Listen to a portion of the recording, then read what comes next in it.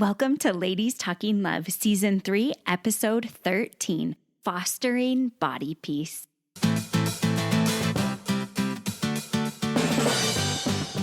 It's Ladies Talking Love, a community of women uncovering more joy and fulfillment in sex as we learn from experts and amazing women like you. Together, let's create a world where women's sexuality is celebrated and understood, beginning with our own. I'm your host, Ariel Finlinson. Let's talk love. Well, hello, friends. It's that time of year of all the delicious candies and cookies and goodies and all the things. And I think there can't be a better time to talk about finding body peace. This episode is such a treat. I get to have on Erin Palmer, and she gives so many fantastic insights about finding peace with your body. I know for me, this has been a really important topic in my life. I had an eating disorder when I was in high school, and I've really struggled with finding goodness in my body and seeing her as good no matter what she looks like. I believe it's my job to help her do the things that I want to be able to do. So I love to play sports and things like that. I love to go hiking, but it isn't my job to try to change her to look like the people that I see on TV that are beauty stars and things. My job is to take care of her and to keep her healthy, not to suppress her when she's hungry or to deny her the nourishment that she needs or the sleep that she needs, which I'm still working on that one. But anyway, I hope that you get a lot of insights in this episode and go away feeling empowered to appreciate and find peace in your body right now, today. Erin Palmer is a certified intuitive eating counselor and body image specialist with a degree in exercise science. She feels deeply committed to helping women see themselves as more than just a body and teaches women how to use practical skills and tools to ditch the diet rat race and find peace and confidence in the body they have right now. Erin believes that women have the capacity to truly change the world, but we often hold ourselves back from the big dreams and lives we imagine for ourselves as young girls because we feel unworthy to show up and take up space as we are. She is on a mission to make sure that every woman knows she is worthy of connection, belonging, and going for big dreams no matter how her body looks. Erin is married to, in her opinion, the most handsome guy around and is mother to 2 daughters and 1 son. She currently lives with her young family in Hawaii, and they enjoy surfing, discovering delicious food, reading together, making new friends, and skateboarding the path near their home. Before jumping in, I would just love your help. It's my birthday week, and I would love for you to write a review of the podcast. It really helps people to know what we're all about here, to strengthen our community, and to help people join our community who haven't heard of us before. So please let your friends know. I'd love personal invites. You can tell your friends and family about the podcast, and to especially go onto Apple Podcasts and rate it and leave a written review so that women can find this amazing community and we can keep working on improving and strengthening marriages. But without further ado, let's talk love. I'm so excited to welcome Erin Palmer onto Ladies Talking Love today. Thanks for joining me, Erin. Oh, you're so welcome. I'm so glad to be here. I'm so excited to dig into this topic about body image. This is a passion topic for me and one that I've struggled with a lot, but I think is a huge struggle for so many women and affects our ability to be present sexually and let ourselves be seen sexually so deeply that I'm really excited to cover some of the nuance with you about what this struggle looks like and how we can kind of start to work through it. As we get started, I'd just love to hear a little bit about why do you think that this is such a big problem that so many women struggle with body image? I think there's actually several things that play a role into why this is such a widespread problem. And number one is because we all have a body, right? Like literally, and it's a body that goes with us everywhere we go. Every experience in life that we have, every relationship that we have, our body is always present. And so I think that it's this omnipresent thing that's always there. But also there's this element of there's so many messages. Some of them are very overt and very loud, but others are really sneaky and subliminal, that messages about our bodies, the way that they should be or the way that they should not be. And unfortunately, we pick up on those messages so early. In fact, even as a mother, I specializing in this work, this is something that I try to be very aware of in my home. But even then, like my daughters will make comments that they've picked up on in one way or another. So I think there's this constant messaging that's constantly floating around specifically for women about how they should look and how their bodies should be. I also think another reason why it affects women so deeply is we have associated our bodies with our worthiness of belonging, our worthiness of being loved. It's become something that's very moral. If you think about it, if your thigh is 3 inches bigger than your neighbor's, that's just a neutral thing, right? That's just something that's like, okay, it's 3 inches bigger. However, right? That's like, what's the big deal?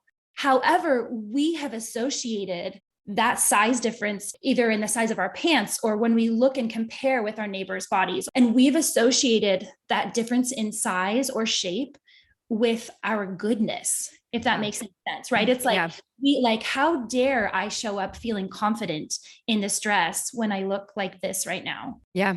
We've made our bodies, the shape and size of our bodies mean something about us as human souls. Yeah. And I think that is where the problem lies. It's woven deep into our sense of self. I totally agree. And I feel like with some of my journey, it's like, if I can be more thin or I can look this certain way, I'm going to be liked more than other people because it's going to show that I'm fun and I'm good. Like being a certain body size was going to also make me this full, great person. Yes. Versus just you can be your person no matter what size and shape. And I loved, there was a comment made, I can't remember her name off the top of my head, but she talked about how the only relationship we'll ever have is with our body, because that's the only one we have throughout our whole life. That just made me pause and stop for a minute. Think how awful so many of us as women, especially, think about our bodies. And that's the only relationship we're guaranteed. Just made me pause and like, how am I treating her? How am I treating this body that I have? Yes. And I love actually, you refer to your body as her instead of it.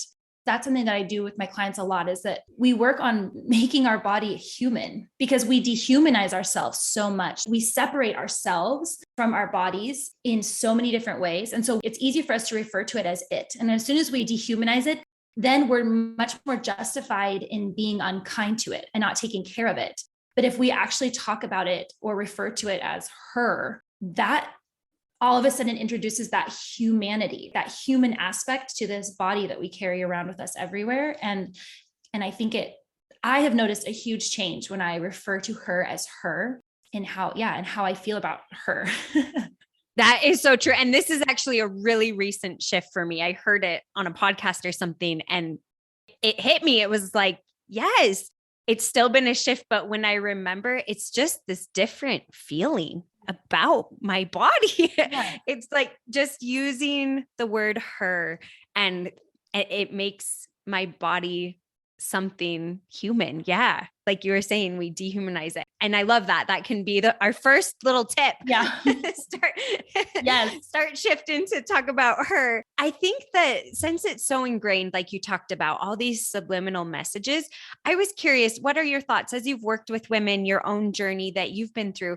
Do you think that most women recognize that body image is a struggle for them? Or are we so immersed in this culture that we may not even recognize how deeply it's affecting us in negative ways? No, that's such a great question. I do think that a lot of women, I would say the majority of women, understand this on a very superficial level, meaning they experience dissatisfaction with their body. They experience that feeling of wanting to change their body in one way or another, or being disappointed maybe with the smoothness of their skin or their cellulite or whatever. I think women are aware of that, but I do not think that women are aware of how it affects the way that they show up every single day in their relationships and in their life. In fact, when I work with clients, people talk so much about the things that change for them when they learn to make peace with their body is that they have better boundaries because they trust themselves more. Like that's something that comes, right? We don't realize that we are actually eroding our own self-trust often as we participate in dieting or as we beat ourselves up for the way that we naturally are. We slowly erode our own self-confidence and self-trust. So like, that's one thing that I think women don't realize. Also, so many of them talk about better relationships because they feel worthy of belonging. They say like, I'm a good person that's worthy of respect and worthy of having a community and worthy of being loved. And so when women make peace with their body in that way, it affects how they show up, in their relationships. Another thing is like women talk about, I had no idea that this pursuit of learning to love my body would lead me back to grad school. Now I feel able to and confident to go for my dreams and my big goals that I've had, the things that I imagined myself doing as a little girl. Like I finally have given myself permission to do them because we don't realize how oftentimes how we feel about our body does hold us back from living our life in a meaningful way. That's really powerful to see those shifts because, if we're not confident in our own skin with our bodies and it really does limit the way that we're able to show up. And I feel like, especially as you were talking, it just made me think of some ways that we talk about bodies in faith traditions and just, it's not necessarily even the faith tradition, but maybe your family and things that came in. But I know for me, I feel like because there was this link of humanity that almost seemed evil in my body, it put anything that came with my body as being evil, which is included in my sexuality and my desire for closeness and sex. Yeah. And so anything like that needed to be suppressed. So controlling my food, controlling how it looks. And it just made me think when you were talking that, when we look at our body as an it, and we look at our body as something that's almost evil, instead of, for me, in my faith tradition, when I actually think deeply about my body, it's a gift and it's something that I want to take care of. And in my faith tradition, I plan to have even after I die through the resurrection, Yes. And so this is something that isn't just bad, that's for my earth life, because we're going to have our bodies later. So these things that come with our bodies aren't all bad, which I feel like I kind of grew up thinking a lot of these things were negative. I mean, my familiarity with religion is in Christianity. So there are lots of ways that I see that very idea, right? Anything that creates pleasure in our body, right? Like good food, right? Or sex or closeness, things like that are hedonistic. They're in some way they're bad. Yeah. And they need to be suppressed. Exactly. But I know that our culture is not the only, like the Christian religions are not the only ones that believe that way. There are other religions that feel similarly, but I think that that's what's really interesting is that our bodies, that's what's beautiful, is that our bodies were created with the capacity to experience joy, to experience satisfaction. And I actually think that the saddest part, I think what makes God more sad is that we blunt that ability all the time. And more than that, not only do we blunt that ability to feel joy, but I think we also create counterfeits. I think one way that we do that, for example, with food is like when we're not getting enough food, then what happens is we experience a binge. That's just a natural human biological reaction to not getting enough food. That's very common and very normal when you're not getting enough food. But we are eating and we're eating but we're never feeling satisfied, right? Like we're digging into that whole cake but at the same time, we're not actually enjoying it. We're feeling shame. It's accompanied with so much shame. And then all the things after of like, I'm going to work it off and punish my body. And exactly. Whereas what's interesting is when we use temperance or moderation, you can experience so much joy with a thick piece of chocolate cake. And what's interesting is when you take the time to actually enjoy it and to feel that pleasure in your mouth and in your body as you eat that, studies show that we actually eat less. So it's very interesting. Anyway, that's like a total side note, but yes. I love that. so good. My point is that I think that that's what's so beautiful is that God created our bodies to experience the whole range of emotions, but oftentimes we blunt those. And that's actually such a good analogy with sexuality as well, because looking into the research and things it talks about, if there's this trend to suppress and suppress and suppress, then there might be breakouts of binging or whatever that looks like in that person's life. And if we understand sexuality and can have a healthy relationship with sex and feel pleasure, we're more fulfilled. And we won't, like for me in my marriage, I wanted to enjoy it, but I didn't know how to access that. And so I kept wanting more and more because I thought quantity would help me somehow reach it. And now I'm probably having less sex. I'm for sure having less sex than I did, the first several years of our marriage when I was like seeking, but I'm so much more fulfilled. And so I actually think that analogy with food can be really helpful to understand our sexuality as well, because it's moderation and peace with your sexuality, with your body can bring this fulfillment that is deep and fills you up instead of craving more and more and more and binging or, things like that. Yeah, totally. And I was curious as well, as women are in this journey and you said like a lot of women recognize that there maybe is something wrong, even if it's on a superficial level. What are some ways that women can really start to recognize even deeper what's going on with their relationship with their body? One of the things I like to talk with women about is most often we have thoughts about our body that have become so automatic, we don't even actually recognize they're happening, right? They happen so quickly and so easily that they're just like on this loop. And one of the times that I've noticed women can slow down for a minute is when they are standing in front of the mirror or like a reflective surface. So one of the things they can do is stop and just slow down for a second and pay attention to what are some of the thoughts that are coming into your mind in that moment as you're standing in front of the mirror and as you're looking at your body. Anytime anything starts with, I should, I should have this, or I should look like this, or I shouldn't have this here. Pay attention to those thoughts and what comes after them. And then ask yourself, why should I not? Or why, for example, so like, I shouldn't have cellulite on my thighs.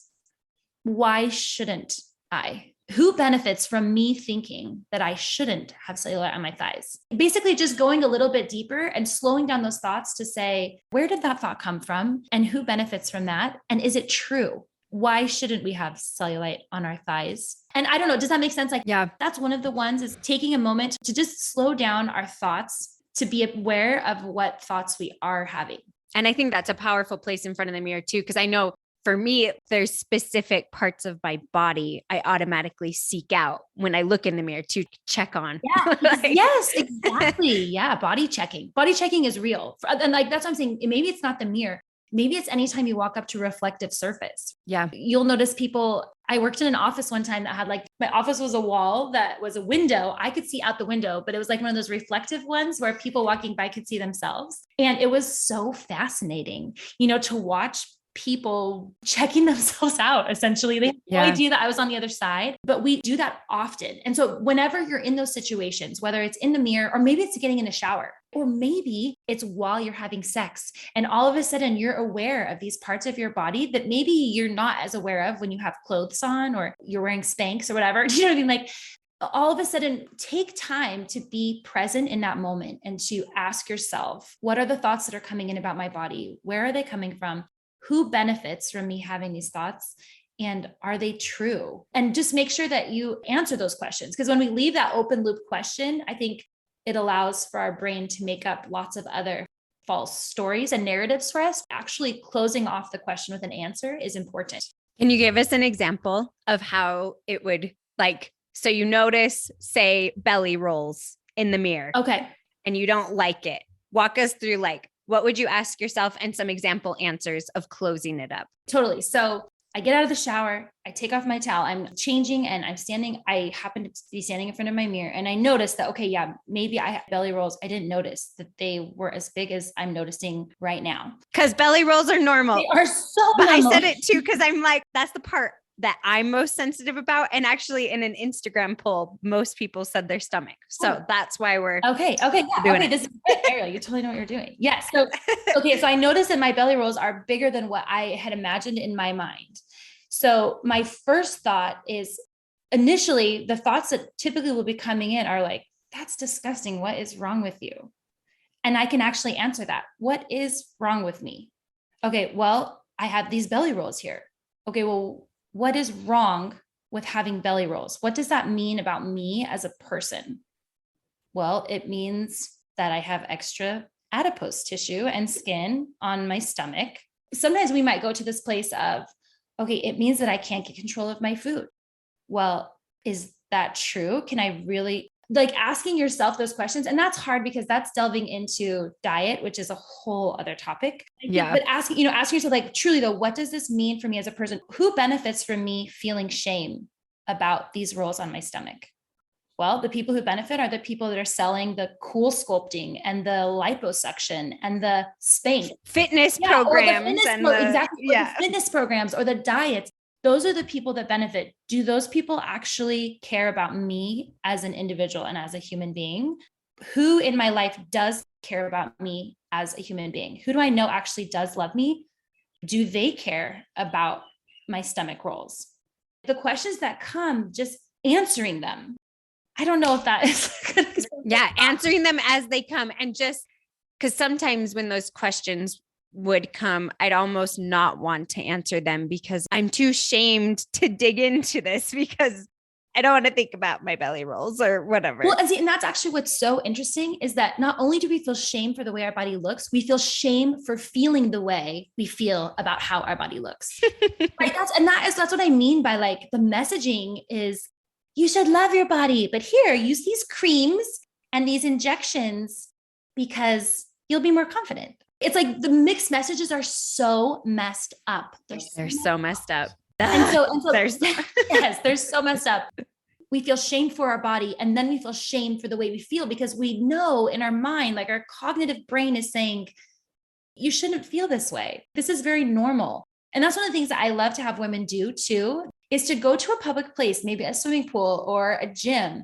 And I'm not talking about checking people out and really analyzing them. I'm just saying, just go and be curious and take note of the bodies that are walking past you and how many of their bodies have stomach rolls or have extra skin on their arms or how many of their chins maybe come down a little bit. Do you know what I mean? Or how many of them have blemishes on their face? What's interesting is that we have these ideals for beauty that we see on social media and in marketing, but yet the evidence around us, the daily evidence that we interact with every single day, it's contrary to what they're selling us, but yet we believe it. Yeah. And so I sometimes think that that's a valuable practice, or think of 10 women in your life that you admire so much and love and respect.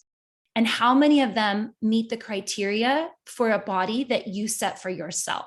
That's a great way to see and to kind of turn the tables a little bit and realize, I love those people. I respect those people. I honor those people and what they're contributing to the world.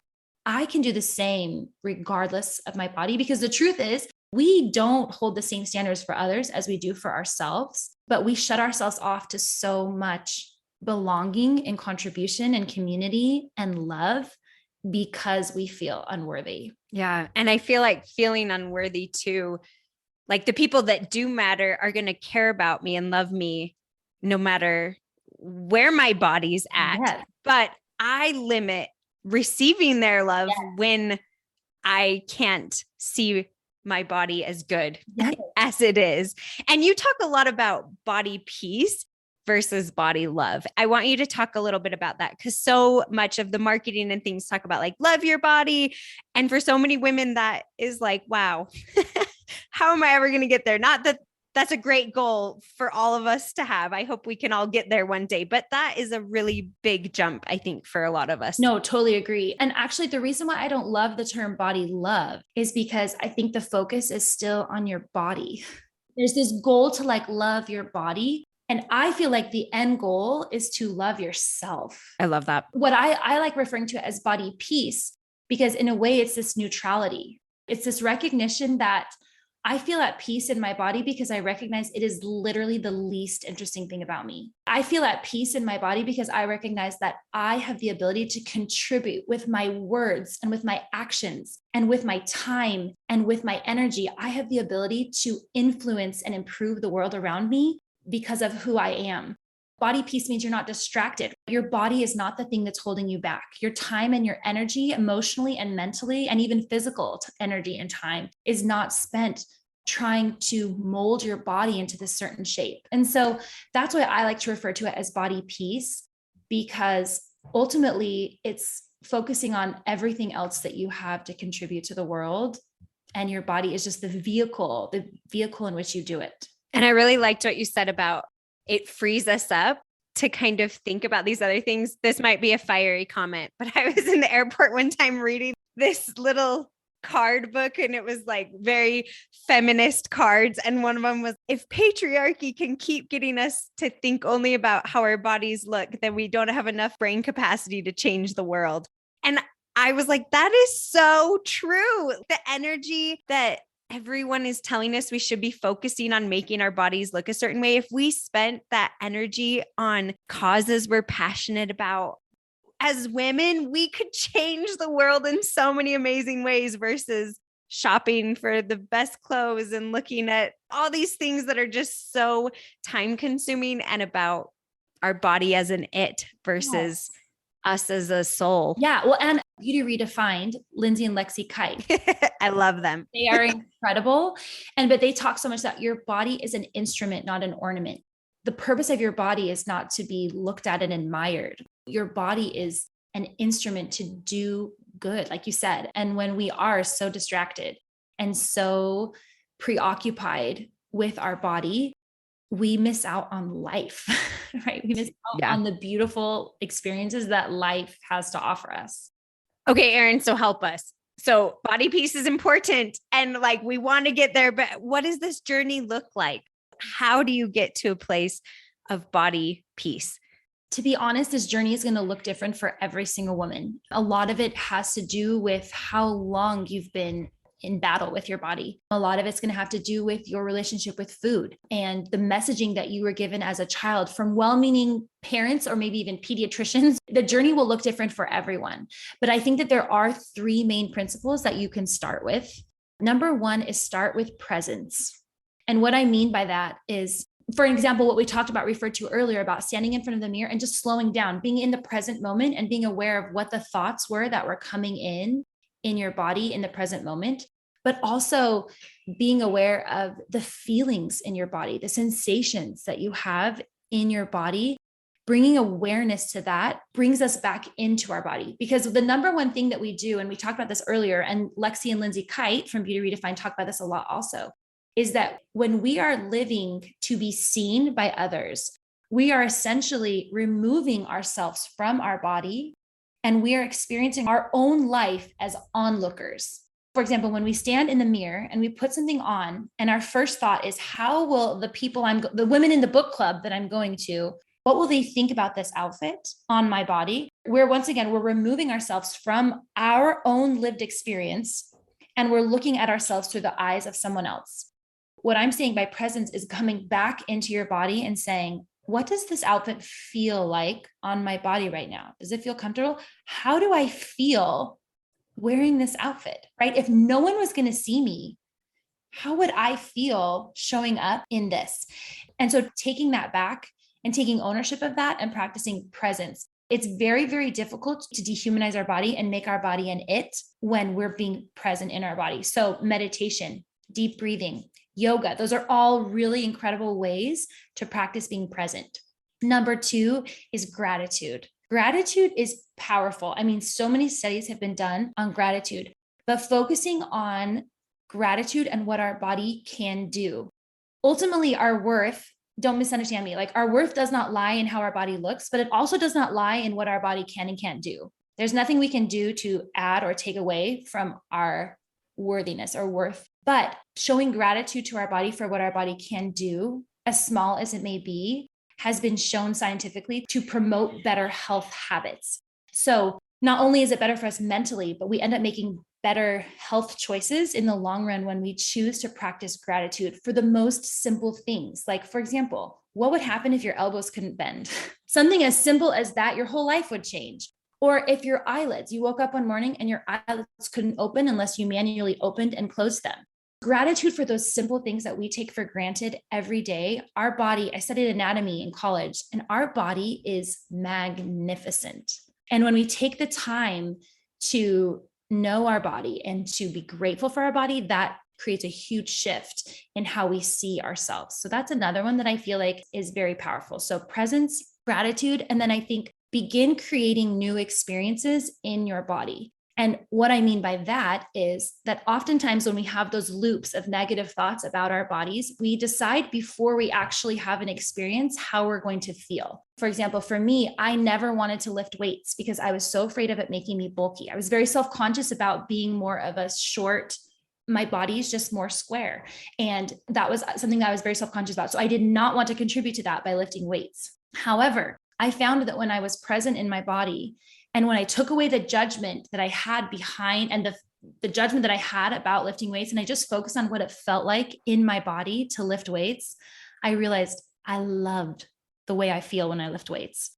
I feel grounded. I feel powerful. I feel strong. I come home from lifting weights and I feel full of energy. It's my favorite way to exercise. And so creating new experiences in your body where you're present and you're feeling your body. And we can also do that with food, right? Sometimes we tell ourselves like, oh, if I eat sugar, it makes me sick. No, actually sit down and take one bite and just savor what that food feels like, smells like, tastes like, and do the same thing with the next bite and just enjoy in your body how that feels. It sounds so simple and so silly, but creating those new experiences in our body creates opportunities to know our bodies better, to have more confidence and trust in our body. Can you say those three again? Yeah, practice presence, practice gratitude, and then create new experiences in our body. I love that, to kind of, create ways that you can really feel what's going on. I remember doing a mindfulness practice when I was pregnant, getting ready for birth. And it was like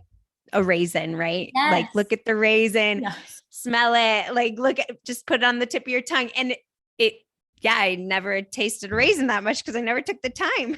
Yes. Yes.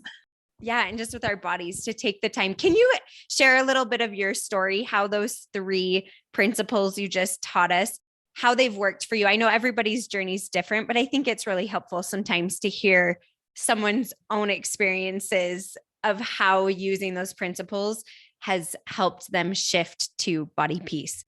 I grew up in a great home. I never remember feeling pressure from my parents to look a different way, but I somehow picked up on messages from 17 magazine or whatever. I don't even know if, people know what that is. I don't know what you're doing. But anyway, I remember 17 magazine, or just, like I said, those subliminal, quiet, sneaky messages that we get.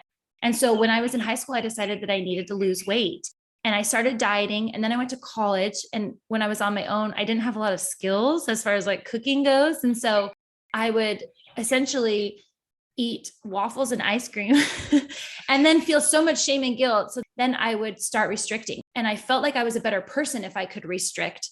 So I got into a really unhealthy cycle of dieting and binging. And I should clarify, I never was diagnosed with bulimia or anything like that, but I did just have a very unhealthy relationship with food. And more than that, I had an obsession with my body. I was constantly thinking about how I could change it. And so much time and energy was spent in creating plans and goals and skipping social activities because I was worried about how my body would look in a swimsuit or in a rock climbing harness or things like that. And so I feel like I missed out on so much of my life. So that cycle continued for about 10 years. And then I got married, and we'd been married for a couple of months. And I honestly felt like I had this breakdown because I just could not believe that my husband actually loved me. I really did think for sure at any moment he would see who I really was and he would just peace out. We ended up having a discussion. And I remember it hurt him so badly that I would believe that.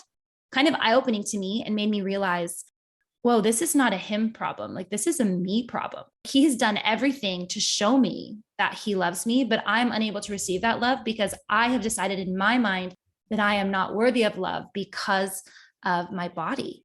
And that was essentially when I decided I'm done. I'm done dieting. I'm done exercising to lose weight. I'm just going to learn to see myself the way that he sees me right now. And so as I worked, honestly, it was a long journey. I didn't start with presence and gratitude and creating new experiences in my body intentionally. Those were the things that I found were the common threads that were interwoven throughout my experience. And there were lots of ups and lots of downs, because there would be times where I would feel really confident and really good in my body. And then I would have pregnancy. And actually, I experienced a birth injury that made it so I couldn't exercise for almost a year after I had my second daughter, and things like that. Like, I had to learn to love my body when it wasn't strong and when it wasn't very capable. And so all of those opportunities provided experiences for me to practice these principles over and over again, to go back to this idea that I am not my body. I am a soul, and that is where my value lies.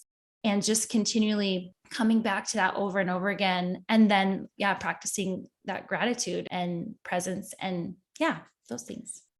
I'm so grateful that you brought up this process of the ups and downs of your own journey, because I know for me and my journey, sometimes I was in a really good place and then a body disruption occurs.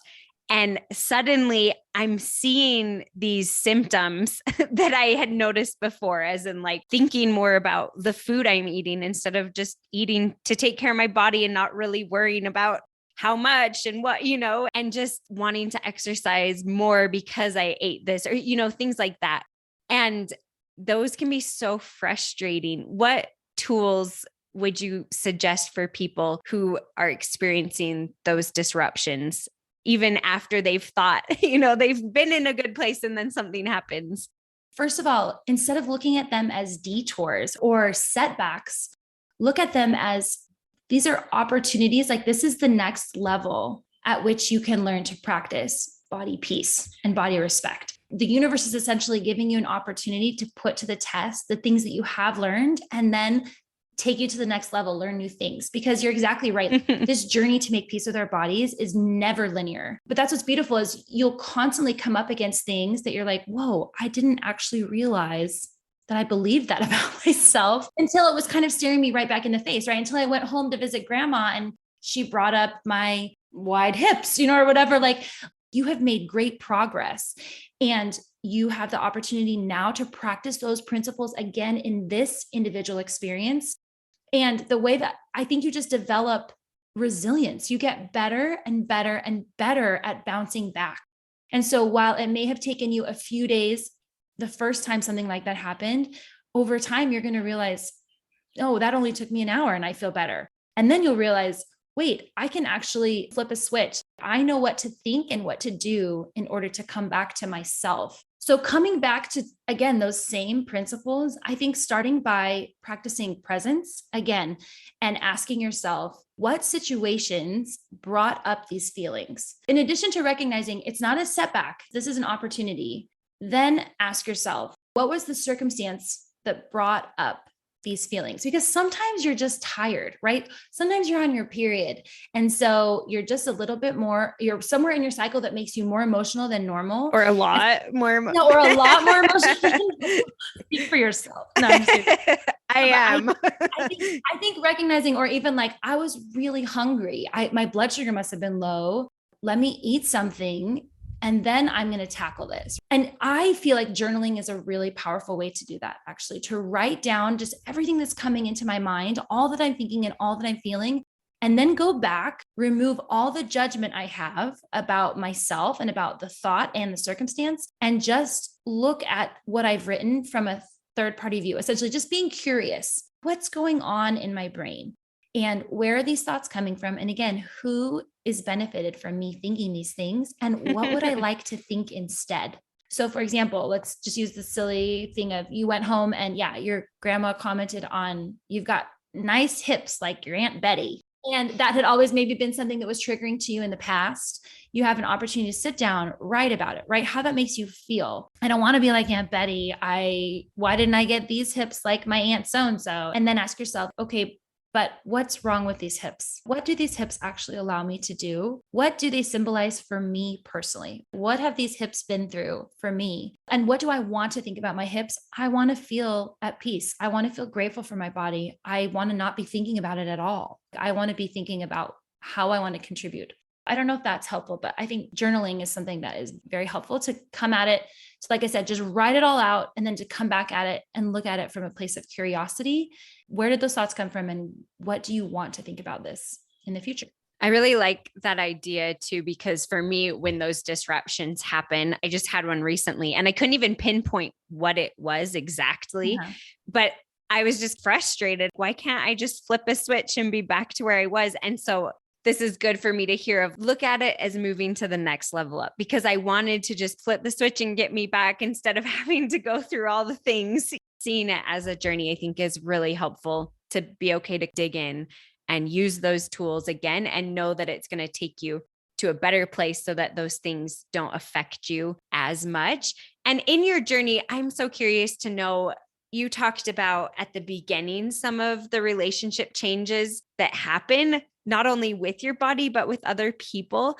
And especially when we're looking at sexuality, this is huge for women. I don't think women realize how impactful negative body image is on their ability to show up and receive love, especially receive love, to give love as well, but especially to receive love. How has that changed for you in your sexual relationship as you've been able to move to body peace? That's such a good question. I think for me, first and foremost, coming to a place where I felt that peace in my body allowed myself to be seen. It allowed me to not only be physically seen with all my physical flaws, but also my emotional and my character flaws. It allowed me to feel safe because I knew that I was good enough. Does that make sense? I knew that I was good enough as I was. And so it allowed for me, to permit myself to be seen. And that, to me, improved my emotional intimacy, which then allowed me to be more physically present in my sexual experiences. So being present in my sexual experiences is what brings pleasure. Yeah. I think especially as women and how our brains work, you're the specialist in this, so please correct me if I'm wrong.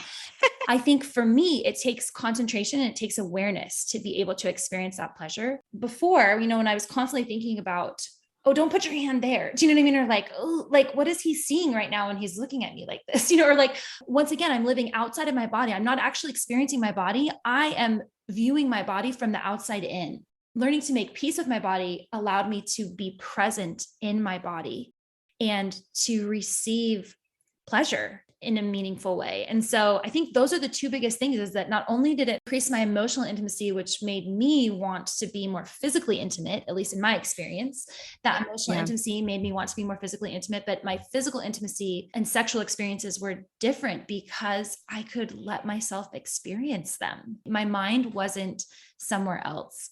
So I think those are the two biggest ways. But like I said, it took time to condition myself to feel like I was worthy to be loved when I was totally emotionally and physically naked.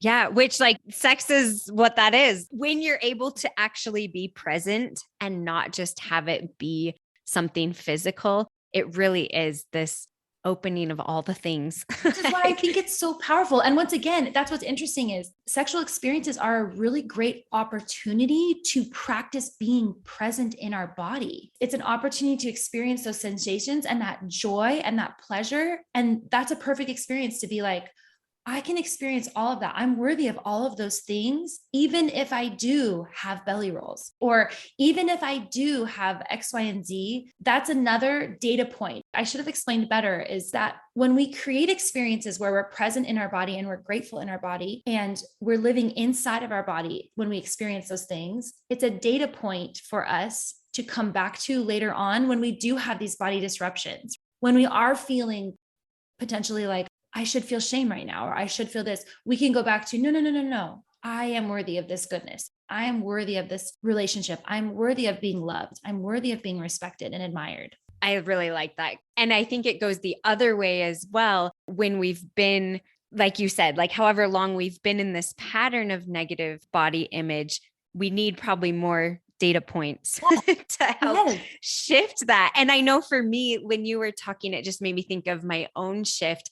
I think so much of me not being present in my sexual experiences led to me objectifying my own body. And that's not what my husband wanted. He wasn't wanting to objectify me, but I was objectifying myself because I thought that's what I was supposed to do for him. Yes. And so it just led to this horrible cycle of viewing sex as only about what my body looked like, which then made body shame even more and then made me focus more on my body and just all these things. And so being able to talk with him about it and really see like, oh, you want to have sex with me because you want to be close to me. Yes. Like you like love me. But for some reason, like you were saying, Kimball had done all the things. He'd married you for goodness sake. And like, but I think a lot of us get in that situation. Like he married me too, but I just couldn't, sex wasn't about that. Sex was about just a body.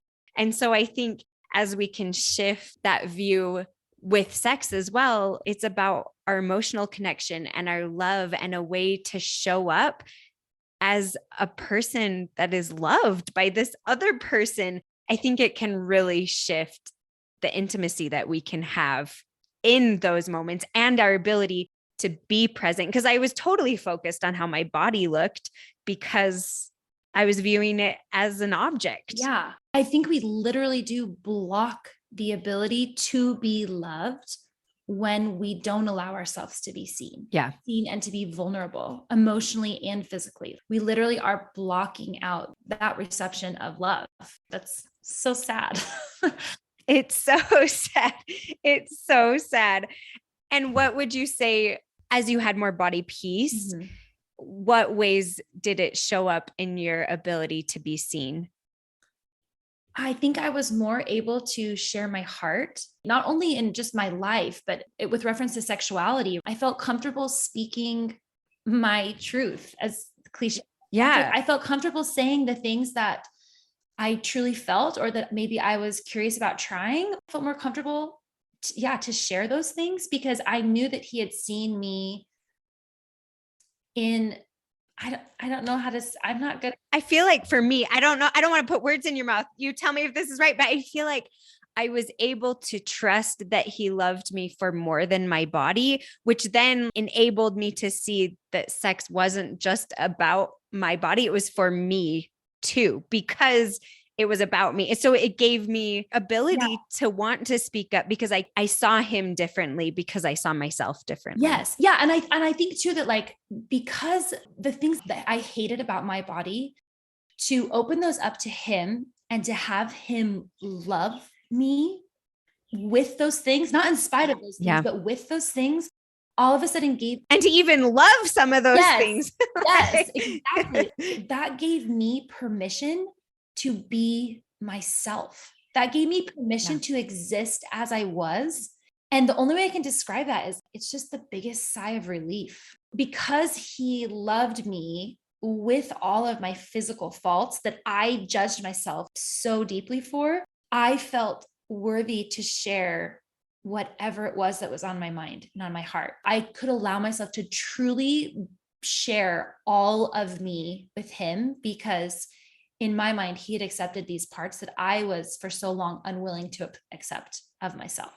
Yeah. It does take that time and that trust. And for me, it has taken conversations with him to trust than to receive it because I have to trust that he's really accepting all of me. Yes. And that becomes so much easier as you begin to accept yourself too, right? Like the work that you do, that's what I mean by the work that you do to make peace with your body affects every single relationship in your life, not just with intimacy but with connecting, even with the ability to reach out to other women. That's one of the things that's been shocking to me is how lonely women feel. Often we feel lonely. That's a very common feeling that women experience. They feel a lack of connection to other women around them. And I think so much of that is because we're living in this cage that we've created for ourselves, that we have defined what that cage is with regards to our bodies. And when we break through that, not only when we break through that, but when we find connection with other women, like, hey, we don't have to feel this way about our bodies. Let's live differently than everybody else. There's something really powerful that happens in those relationships. And when we allow ourselves to be seen, not only by our spouse or our partner, but by other women as well. I like that a lot. This has been so awesome, Erin. I love it. So many good things to think about and a topic that I think is on a lot of our minds, and especially as we're raising girls and boys. Yes. As moms, to know how to instill these things in our children, which I think the best way is to first instill them in ourselves. Yes. As we're kind of closing up, what would you want to say to women who are struggling and are looking for a place to start on their journey to find body peace, even though it may seem like an impossible journey right now for them? I think number one, the most important thing to know is that it is possible. You can get to a place where you feel at peace in your body, because the way that you feel about your body now is a result of the messages and the things that you've continually thought throughout your life. If you want to feel something different about your body, all you have to do is start recognizing those thoughts and choosing to change them. And I'm not in any way diminishing how hard that can be. It can be very difficult, but at the same time, it is so possible. You need to understand, every woman needs to understand that their worthiness, their value as a human being lies in the fact that they exist. That is literally the only qualification that is needed for you to be deserving of love and belonging and connection, is just to exist. And you do. I think a lot of times we question that or we don't believe that. And so I think being curious about that and asking ourselves, is there any possibility that that is right? That I am worthy and good exactly as I am? If there's any possibility that that's true, how would you behave? If you did believe that that was true, how would you live in your life? What would you do? How would you think about yourself? And try that on for a few days. That idea that you are worthy and good exactly as you are.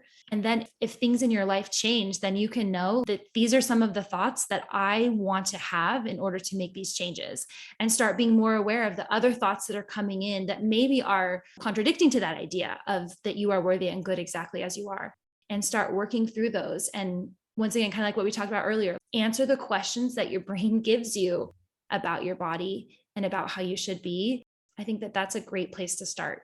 Thank you. This has been so great. Can you tell people where to find you? Yes. Okay. So I'm on social media at Body Peace Collective. You can find me there. I also have a podcast, just has season 1. I haven't got it up and running again, but there's about 12 or 14 episodes on there also. And then I also do one-on-one coaching. I have a couple of programs. If it's something that you want to work at your own pace, you can sign up for one of my programs. But also if you feel like you want more support and you want someone to walk through this journey with you, I might offer coaching services as well. So you can reach out to me about either of those, either through Instagram or my website at bodypeacecollective.com.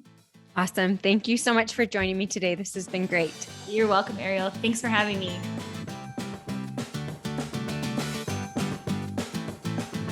Wow. I hope that you loved that episode as much as I did.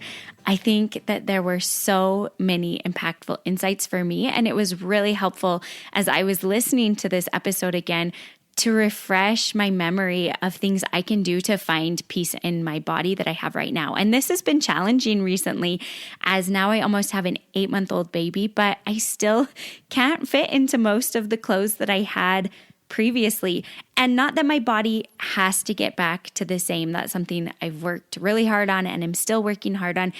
But it's just hard, especially when I try on clothes from before that were maybe too big for me, to see how my body has changed and to feel like maybe it should be smaller, that she should be smaller. So one of the best things that I did is I went out and I got some clothes that fit me right now that I feel good in, because it just doesn't help my body image to be wearing clothes that don't fit well and that make me feel like I'm big. And so getting clothes that fit and feel good and I feel comfortable in has been so helpful. And I loved that point that Erin made, that in our culture, we've often had these messages instilled into us that our body shape and size somehow reflects the goodness of us as a person or our soul. And I think combating that is so important, because we are more than a body, just like Lexi and Lindsay Kite's book. And if you haven't read it, please go get it. More Than a Body. Get it for Christmas, your last minute Christmas gift. But I love that idea because we aren't just bodies. And when we focus on our bodies though, and we're so overcome with focusing on exercising and eating so that we stay a certain size or get to a certain size, all of that energy we're putting into our bodies could be used to be changing the world, to be helping our families, to be helping our business, whatever we're doing. But I think as women, we're taught to put so much energy looking into our bodies and trying to make our bodies a certain way that we don't have the energy that we could be using to change the world. And I hope that as you go through some of the steps that Erin talked about, that you will have more energy to follow your dreams and to change the world, to change your communities, to help your kids and your family. One of the questions that really stuck out to me in this episode was to ask yourself, who does this thought serve? Who benefits from this thought? And often for me, the people who are benefiting from these thoughts are going to be those that are trying to get me to change my body, to fit into these certain clothes, or to get this diet plan or this exercise plan. And I think that focusing on that, like who is going to serve, and then looking at the people who are your safe people, the people who love you and care for you. Do your kids care what your body looks like? They might care if you can't do things with them.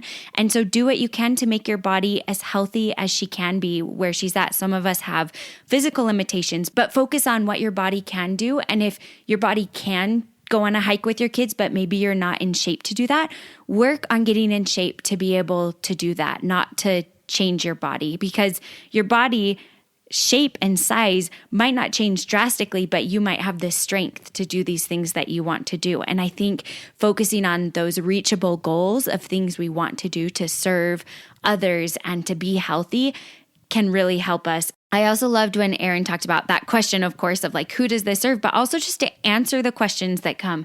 Any question that comes to your mind, answer it. And I know for me that can be hard. I want to start trying to practice that again, because when questions come or thoughts like, oh, my belly is so big, or wow, my breasts are super droopy, all these things that come, or my belly right now, you know, that like crinkly look it gets after giving a baby, like these thoughts of like, oh, I wish my belly didn't look like that. Who does that thought serve? And does my husband care? Do my kids care? Why do I need to care? Because the people I care about and the people who care about me, that's not going to be important to them. They want me as a person, not just a body. And especially as we go through this, I loved the point to show gratitude for the things that our bodies can do.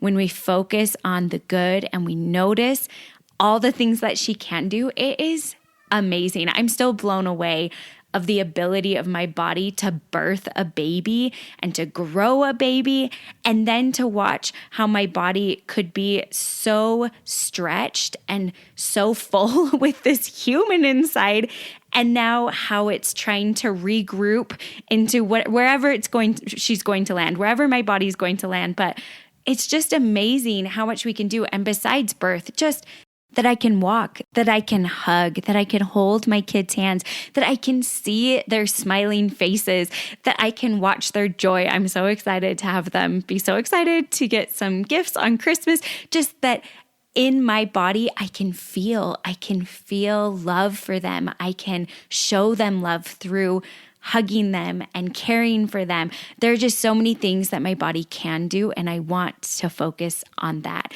And I hope with this busy season and all the treats and all the things that will give space for us to be a whole person, no matter what our body shape and size is right now. You can find peace in your body right now where she's at.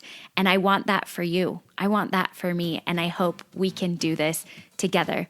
As always, thank you so much for being here, and thanks for talking love. Thank you to all of you who listen and join me on this journey, and to our Ladies Talking Love team who make the podcast possible. Thanks to our sound wizard, Kimberly Demers, and our miscellaneous task whiz, Jana Norman.